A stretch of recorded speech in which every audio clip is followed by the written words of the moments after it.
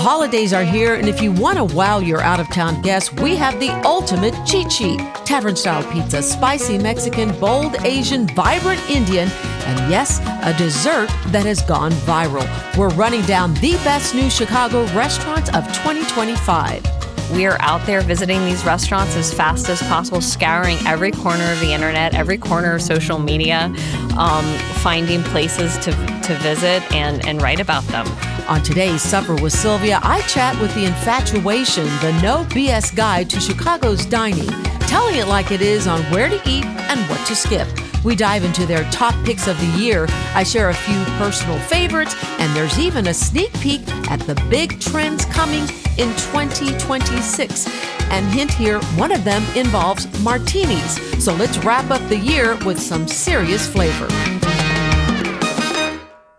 At Mariano's, we love how every product has a story, and some of the best stories come from right here in Chicago. That's why we started We Love Local. It's our way of shining a light on small businesses and farmers and food makers who pour their hearts into what they do. When you see a local item on our shelves, you know you're supporting someone's dream and keeping our community strong. From family recipes passed down for generations to brand new ideas born in neighborhood kitchens, We Love Local brings those stories to your table. Because when local thrives, we all do. Mariano's is a proud sponsor of the Supper with Sylvia podcast. All right, Adrienne Kane with Infatuation. I've been dying to get you on this podcast. Thanks for joining me. Of course, my pleasure. I'm so excited to be here.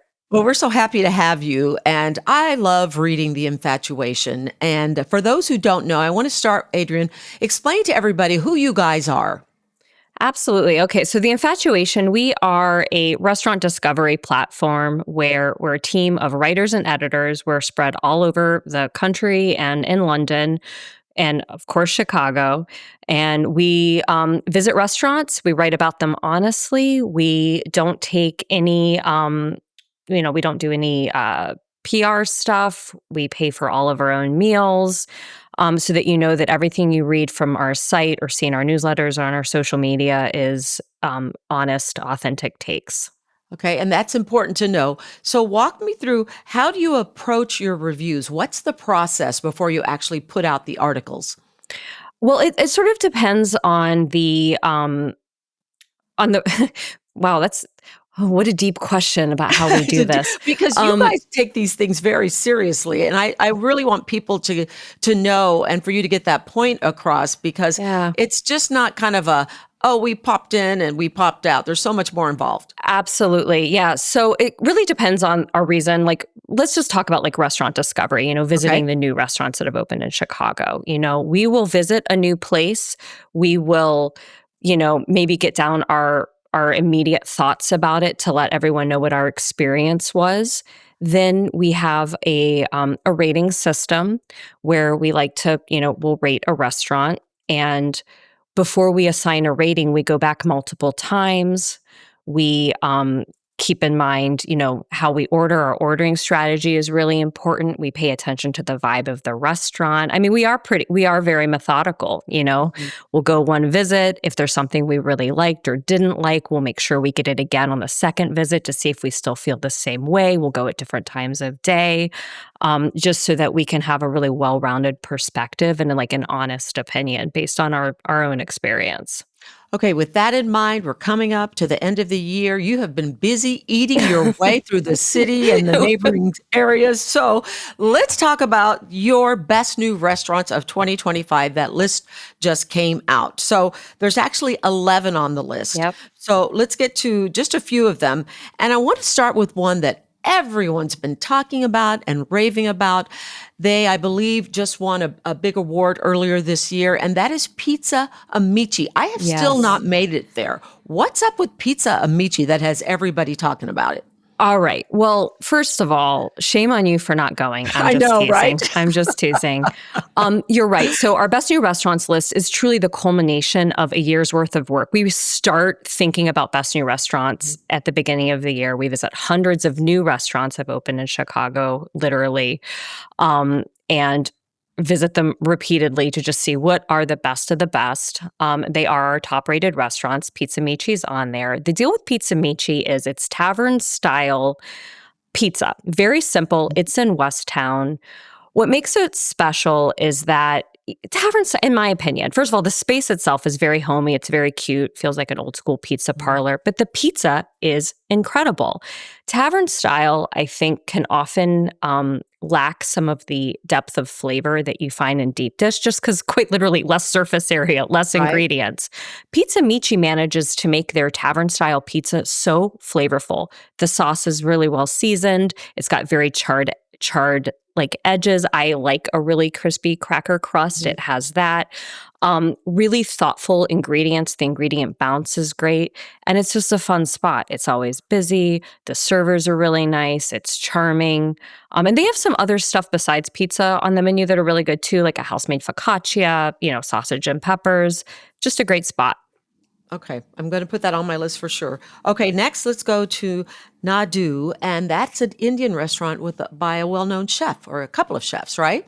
Yes. So it's actually from the Indian team, which was one of our best new restaurants, I believe, of 2022 or 2023. And the special part about Nadu, which is in Lincoln Park, is it focuses on regional Indian cuisine. It's from all over India. They have a lot of South Indian dishes, which is really nice.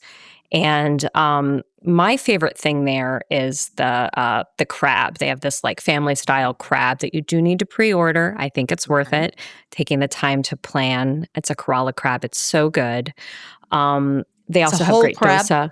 Yes, it's a whole crab. They give you gloves. It's a bit of a mess, so I would, but it's really fun to do with like a family. It's just a fun spot, and you're going to find dishes that you're just not going to find in other Indian restaurants in Chicago, which is what makes it, I think really stand out this year. Yeah, that team is spectacular. They just keep doing amazing things and opening more. I mean, it's going to be so interesting to see what they have coming up in the new year. Okay, tell me about Yu Yi. Okay, yes, Yu Yi. We love this spot. I'm sorry, I get so excited. I could sit here and talk to you about all of them all the time. Yeah. Yu Yi is it's a Sichuan restaurant that's up in Edgewater, and very casual, but great noodles, great dumplings, that perfect like mala heats that you get from the Sichuan peppercorns. It's just great. Go up there. I love that. And, as I'm talking to you, I'm looking at your website, and I want people to know, make sure to go to the website and take a look at the places that Adrian is describing, because I love how you break down like specifics as far as here's what you really have to try, and here's about how much it's going to cost you. So nobody is going and being surprised with that final bill, because eating out is not cheap these days, is it? No, it isn't. And one of the reasons we are so dedicated to having honest, trustworthy reviews is that you are spending time and money, and we do not want people to go and be disappointed. You should know exactly what you're going to get into. And it is the worst thing. I hate having a bad meal. Yeah, it's just, I want to avoid it. Yeah, especially in a city where you don't have to. That's exactly it. It's amazing what we have to offer. Yeah. So no, you don't have exactly. to. Okay, number 4 on your list, Cerdito Muerto. Tell me about that. Ooh, okay. Sorry, I'm just gonna keep getting more excited. This one is, I think some of these are real sleeper hits, I think, and I think this is one of them. It's basically like a Mexican tavern in Pilsen, and I believe the space it's in was like a house from the 19th century. You walk in, you can just feel the like old schoolness like seeping out of its pores. It has great tacos. Our senior editor, he described it and I loved it. He was like, it's the kind of place where your parents go on. What did he say? It's the kind of place where you go with the person you're going to marry, but you don't know it yet. Oh, I don't know why. That. It was just such a beautiful way to describe it. And then he waxed, and if you read the review, he waxes poetic about the duck nachos, which are really good. So it's a really special place. It's small, it's intimate, and it's just very charming. Ooh, so I'm reading the Paloma with Squirt, Maiden House, nachos, Maiden House, yeah. birria tacos, spicy carrot tacos, branzino, and an espresso Martinez for dessert. Very cute. There you go, yeah. Love that, love that. Okay, here's one. Now, I'm confused by this because hasn't it been around for a while? And we are talking SKY. Ooh. Yes. Yes. Yeah, tell You me. noticed that, didn't you? Yes. SKY, famously a B&R from 2018, I will say. They closed and then they were in Pilsen. Okay. They closed. Then they reopened in Lincoln Park into like a new, like swankier space. And a lot of the menu is the same. Some of our favorite hits are there, but they've upgraded a little bit, new desserts, new dishes, and it's an incredible place and a new space. And whereas I think the old SKY, for anyone who went, felt like I described it as a sexy basement. Now it feels like a sexy bunker. But okay. I yeah. love it. Okay, and I love that chef too. I mean, they're amazing at what they can do there. Yeah. Okay. Now here's another one I have not been to, Rendang Republic. Tell me about that. Okay, so it is, I believe it is still currently Chicago's only like Indonesian restaurant. I might be wrong about that. Okay. But I believe at the time of the writing, it still was. It is like an Indonesian restaurant in Wrigleyville. It's open all day, which is great. And one of our favorite things there, it's casual, is they have a hot dog with a sambal aioli. I believe it's a chicken sausage. It's really fun, like food that's got like a bit of I don't want to necessarily say like a Chicago twist to it. Sure. Okay. Yeah, and it's a really fun, delicious place. Oh, that looks great. I'm looking at the pictures. Okay. And then you've got 11 on the list, but I want to stop at number 7 so we can move on and talk about some other things. But because I have been hearing so much about Noriki Hand Roll Bar. Everyone's talking about this place. Yes. Tell me about that. All right. Well, it's a hand roll bar, as the name might suggest. It's in the basement. Tell everybody what that is. Okay. So hand roll is basically, it's like, sushi that they roll up and you eat it like a little ice cream, like a little sushi ice cream cone. Okay. And it's really fun. It's prepared fresh. And Noriko is in the basement of Perilla in like Westtown or West Loop Gate. I don't remember. It's one of those sub neighborhoods. And it's very intimate. It's very small, so it's very hard to get a reservation. But high quality fish, great balance of flavors. Love the seasoning and the sushi rice. And again, it's a good time. This year we're really not only great food, but also like just great vibes. And that's what this place has to offer too. Now I'm looking, and as I told people, go to your website. So I love it. It says minimum hand rolls consumed each visit, 6. Price for best hand roll set, $38. Number of times we've raved about the comfy chairs, 4. And then the average check for 2 people, $3.50. This is why I love your website as a resource, because thank you. You got to be prepared. You're thinking, sushi hand rolls. Okay, maybe it won't be that much, but it is sushi and it's quality and apparently really good. Yeah, it's really great. Yep, exactly. Okay, so let's see, those were the new restaurants. Can we talk a little bit about your 25 best restaurants in Chicago for 2025? Of course. Tell me about some of the ones on that list that really stand out, and how difficult is it to narrow this down? Because as I said, we are a restaurant city, and it's just unbelievable how many places that are so good here that we have. It is really hard to narrow down. And, there are a number of us who go out to eat for a living on the team. And the list is all of our opinions, but you're going to ask each of us individually, and we're going to have our personal favorites. Sure. So I'll talk a little bit about mine, because these are our 25 highest rated spots in the city. Wow. And I'll give you a few of mine, and I like to think that they all kind of have a different perspective.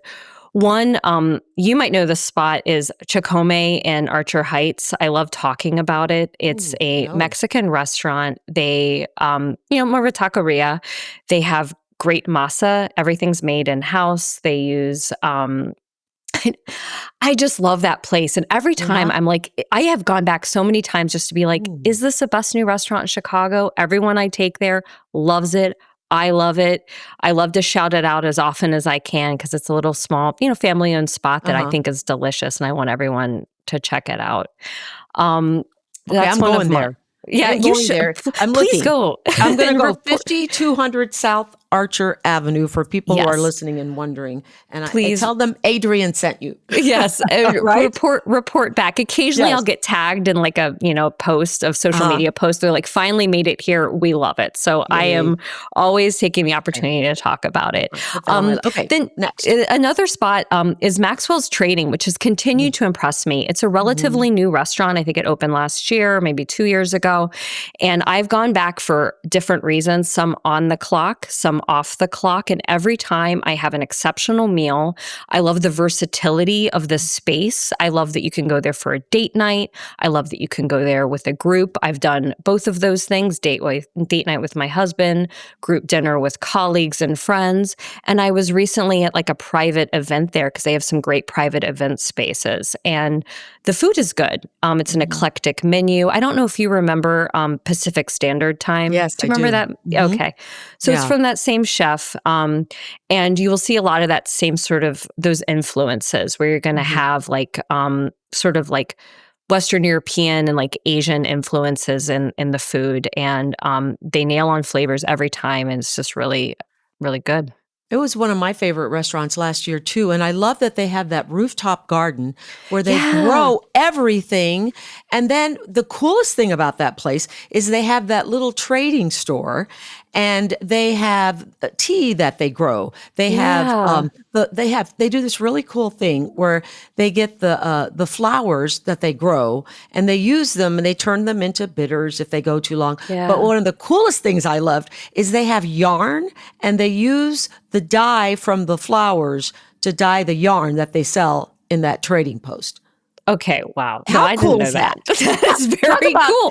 Talk about sustainability. You know what I mean? That's what I love about them. Not only is the food fantastic, but they're so thoughtful about what they're serving us, you know? It's really intentional. That's such a great call out. They also have really good martinis. I know that might and it's good for dining alone at the bar. I'm sorry. I really do. I need it. That place does it all. We should move there. I agree. That's a great solo dining spot, no doubt. Yeah. Ooh, anything else that really is just like tugging at you? You know what? I know this is it. I always, as far as like the fancy spots, Oriole takes it for me. If you're gonna do a special occasion blowout spot, I still think Oriole is one of the best restaurants in the city. Yeah. You know. So describe to people that Oriole experience who've never been. I've only had the honor of going one time, and fortunately I didn't have to pay for it. It was a friend's birthday, and her husband invited me, and I was like, "Yes, I win!" But that experience is really special. It really is. So Chicago has, I think, just an abundance of tasting menu restaurants. And I think we have an abundance of really good tasting menu restaurants. They're really good.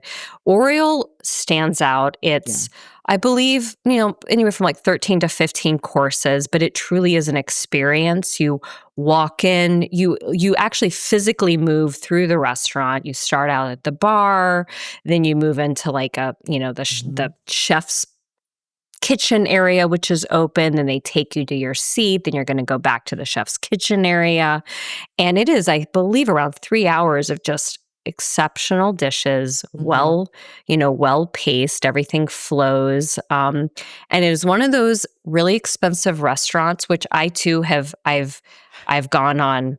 I've gone for work and I've gone just on my own.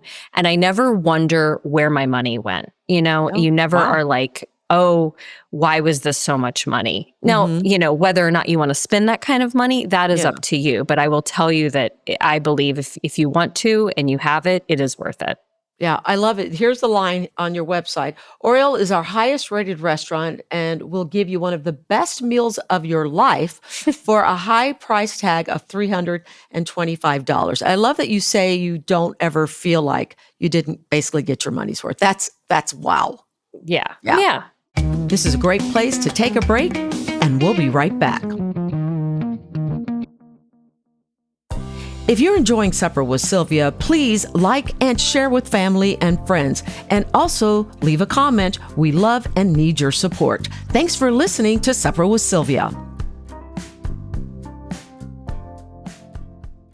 And then I'm going to go back down on this list because there's a place that you have on here that I just discovered recently myself. And I love the owner. And let me guess. Can I guess what you're going to say? Yes, please Is it guess. going to be, Okay, I'm just going to get, is it Omarcitos? Yes. How'd you know? I just knew. I just knew that's what you were going to say. Sorry, I don't know. I didn't mean to jump on you. Go on. No, go I'm on. so glad. Omarcitos Latin Cafe. I think what the giveaway was the owner. The owner. He is such a character, isn't he, Omar? Oh my gosh, I love him. Yes. And I love that he's fusing all these Latin cuisines. So you get a taste of Venezuela, you get a taste of Puerto Rico, you get a taste of Cuba, and it's in the most nondescript but very colorful area, a seating area outside. And in the winter, they have a very small area. But I wish him nothing but the best because he is fantastic. He really is. And I will say, he challenges one of our premises, as you know, is we dine anonymously. We never announce ourselves. He is such a character that after our first visit, and we posted about, we come back and he just knows us and he comes up and he runs up to us and we love him. So I'm right there with you, Sylvia. And, I mean, how can you say no to Omar? So, I mean, thank goodness the food tastes as good as it does, because if he's running up to you guys when you're there, that's exactly right. Leave a bad review. Right, I know. Thank goodness. Okay, I'm going to give you some of my favorites. Okay. Oh yes, please. And I know you're going to agree with me on a lot of these, but I want to go back to a go-to that I just love. I believe they opened this year, and I am talking about Bracero. I love Bracero. Yes, let's talk. Right?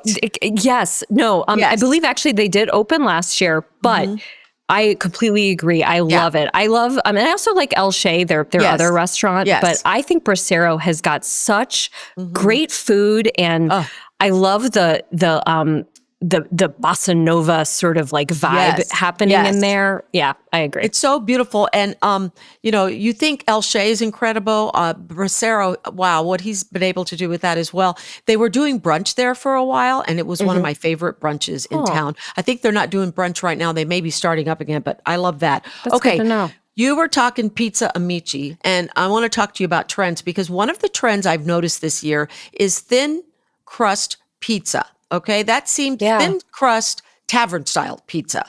Yes.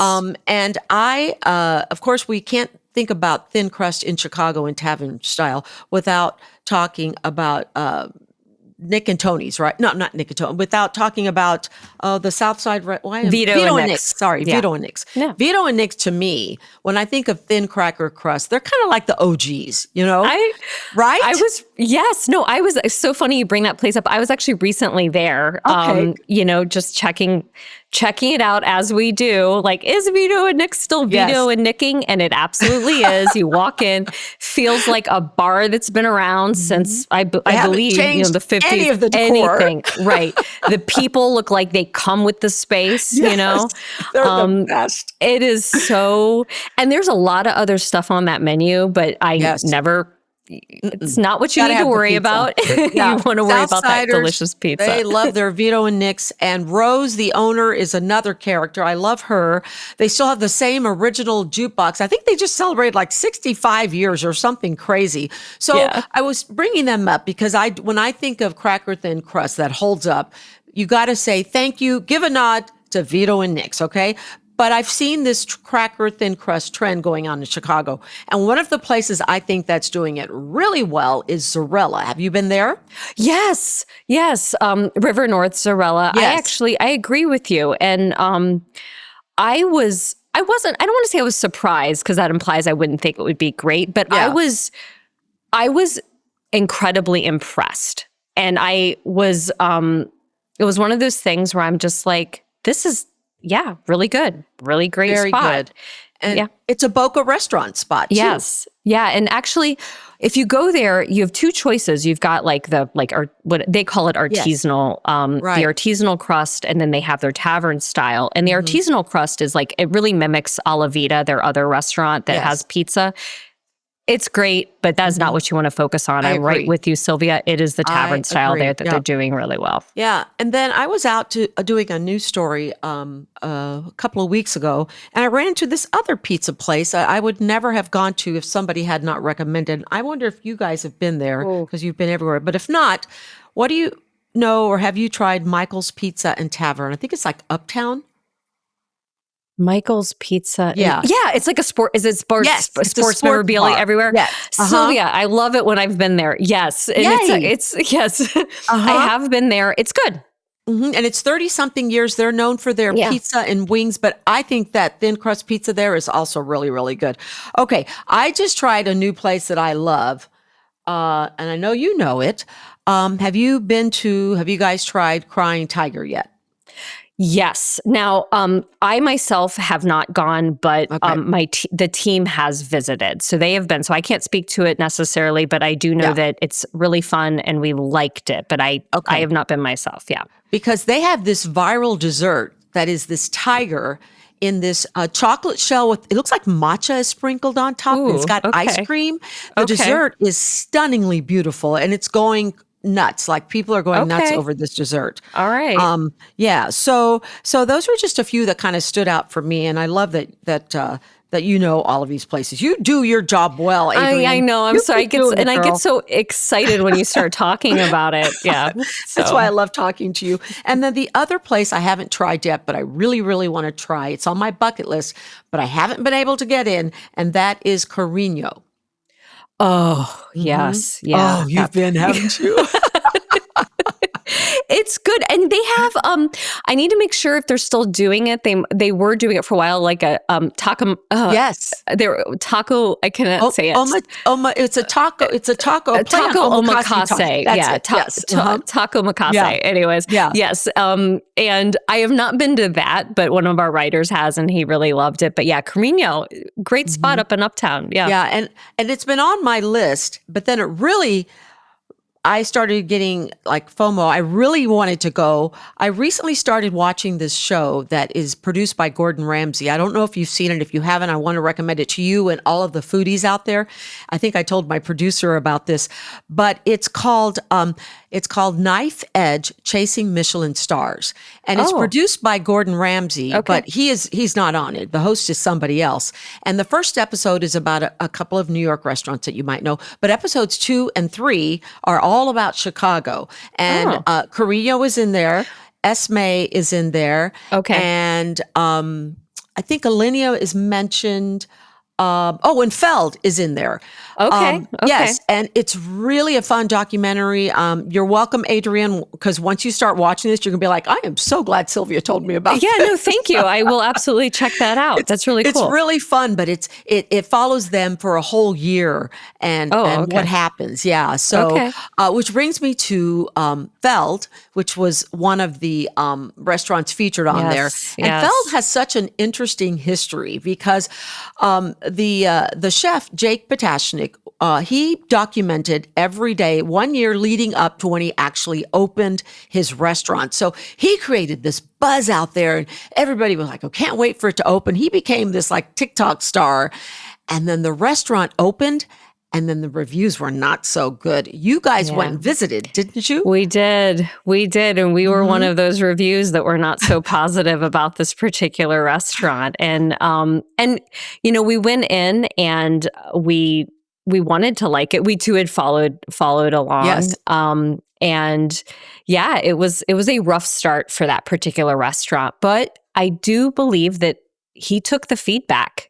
Yes, he did. And we started to hear, because one thing we do is we go back to restaurants. We try and give them a fair shake. We go multiple times and we go over a span of time, especially for a new spot that needs an opportunity to correct if necessary or to make sure they're consistent. And we started to hear that Feld had started to make some changes and taken some of the initial feedback on board.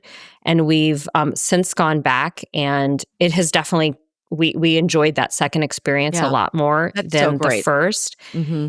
And now I'm hearing even more that they've even accelerated. So we're due for that third visit just to see, or fourth visit, or however many visits we've done, just to keep tabs on it. I went out there early this year to do a story with him, and I have to give him credit because I am so impressed with his resilience, because getting reviews like that, as we know, can really have a huge impact on customers and on the mental capacity of the chefs and the crew there. But he was so determined. He's like, nope. I am going to fight these reviews and we're going to get better. And they just won their first Michelin star. So kudos to him. And I love that you guys have been back. But his story of resilience is so inspirational. I think I want to go back and kind of retell his story because, I think he's truly an inspiration for other chefs who open. As you know, opening a restaurant and keeping it open for even a year is a hard thing to do. It's a big deal. It is. And I know that he was very, it's also very vulnerable, the way you document, especially in these days, with social media, there's a lot of documentation. There's that level of vulnerability there. But you're quite literally just putting yourself out there even before your craft gets presented to the public. So I admire that. Yeah, I'm so happy that he got that star. Okay. So let's talk about trends, maybe trends that we've seen this year and what we might see next year. As far as this year goes, I noticed there were a ton of fancy steakhouses open up in Chicago. Like we had multiple places. A lot of them were chefs who already had restaurants, and then they decided to open the steakhouse. And then omakase just seemed like it blew up. Like everybody was doing omakase. Are those trends you noticed as well? Absolutely. For sure, the steakhouse trend. Omakase, I feel like has been brewing for a while. Even just us talking about Carino's taco omakase. Yeah, that's true. It's just like the whole concept of omakase is like taken hold, and it's become really almost ubiquitous here in Chicago. Even restaurants that aren't sushi restaurants are doing omakases, like Maple and Ash, a steakhouse that was doing omakase for a while. Steakhouses, there's the Alston, which from the Esme chef, I believe. That's one of the like fancy big steakhouses that opened up, like French-inspired steakhouse. Then we had, I believe, Sophia, which is in the same building as the Alston. So we're like doubling up on steakhouses. Trino. In Westtown. Adelina Prime, right? Oh yeah, Adelina Prime. And you were right, because it's like Adelina Prime spun off from Adelina the Italian spot. Yep. Alston spinning off from it's not connected to Esme, but from the Esme chef. Sure. And even Trino is from Diego. Yes. Which I love Diego. And we don't even talk about Diego. One of my favorite brunch spots in the city. Love that's Diego. So good. I've never been there for a brunch. That's good to know. It's a good brunch. Oh, that's good. It's a good brunch. And for people who don't know, I should tell everybody, what does omakase mean? Because, here we're talking about this. We know because we do it all the time. But for those who may not be familiar with the term, what does it mean? Omakase is, sushi omakase is where I believe, chef's choice, where they prepare sushi for you at a counter, and it's like you eat it piece by piece. There might be some like small plates in there as well, and it can range anywhere from, I think, here in Chicago specifically, most of our omakases are about like 10 to like 15 pieces of sushi. Yeah. And they're prepared fresh in front of you, handed right to you, consume it on site, and then on to the next course. Yeah. Chef's choice. And I do love it. I actually like to eat omakase everywhere I go because, like you, Adrienne, when I go to a restaurant, I kind of want one bite of everything. You know what I mean? Yeah. I want to try the whole menu. So I'm all about that. Okay. So we're talking about trends from this year. You guys are coming out or have just come out with a list by the time this airs on what you see for 2026. Tell me about that. Yes. Yeah. Our trend forecast. These are just patterns that we've started to see brewing and we think are going to continue. Some of them are like actual like food things. We think we're going to see more regional Indian restaurants are going to be, we've seen a few of them. We think we're going to see more. I think a lot of what I would call, I mentioned Pizza Michi being very casual. There's another one of our best new restaurants called Creepy's, which is another, which is it's almost like casual chic that's happening, which are casual places with like linoleum floors and like Naugahyde booths, but they're filled with really sexy people, and they're serving like pretty like casual type food. I'm not saying it's like diner food, but it just, and we're going to see more of those, like that casual chic vibe. I like we're also going to see more, I think, of, We've been having a lot of, I mentioned the regional Indian restaurants. I also think these, bakeries that are from different regions of India and like Filipino bakeries. We're going to continue to see those opening as well. And speaking to sort of we were talking about prices and wanting to spend your money, something we're going to continue to see, I think, is restaurants offering like really premium like dishes, like I guess you would consider like accessible luxury. Like it's a lot more affordable to spend way too much money on.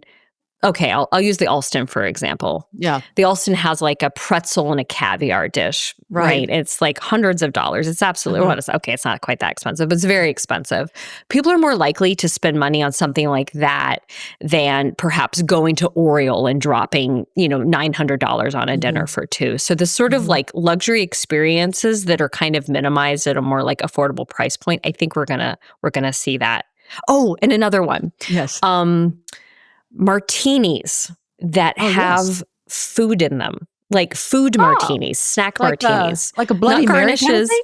Yes, you remember that when Bloody Marys went crazy with like whole pieces of pizza in them and stuff. Right. We are seeing that trend with martinis. A newer place that's doing it, like for example, Gus's Sip and Dip has a breakfast martini that comes with like French, like it's garnished with like buttered and honey French toast. Did you say breakfast martini? A breakfast martini, yes. I love it.